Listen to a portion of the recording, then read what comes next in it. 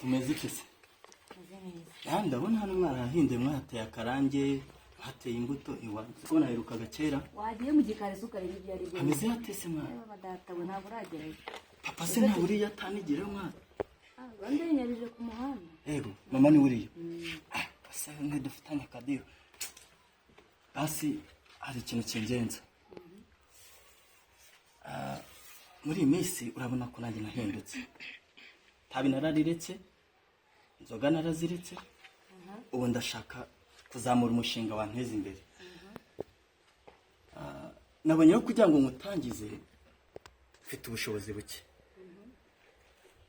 Kandi mfite amakuru.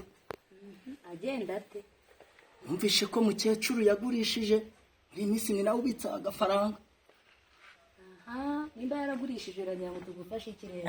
Niyo mpamvu naje ari we nkaco wakintu. Kaginku.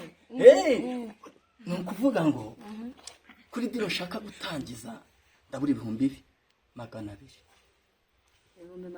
200 yonyine. Gucyoro kugira ngo mfashe mukecuru kuko nzi ko mwumvikana. Rimwe mwasanga nawe yabitse.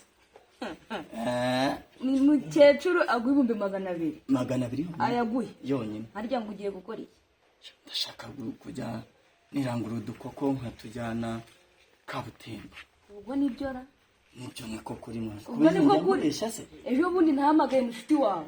Ambwira uburyo cyurara mu kabari, indaya, dore ubugenda wikumura mu muhanda ni wamenya gushaka 200. Nyine urumva. Nani isoni. Hasoni bundi wo. Shingiye kuki? Skona nagushiramo nushaho. Hasoni. Ubitanye n'umugabo nkubita. Basi babarira. Urabura gucisha make kuko uciye ushaka 200.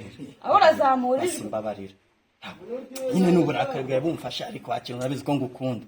Babarira rwose umfashe mukecuru amabyibuza 200. Agiye no kuyaguha. Icyambere nuko umbeshye ufite provigiye gushinga.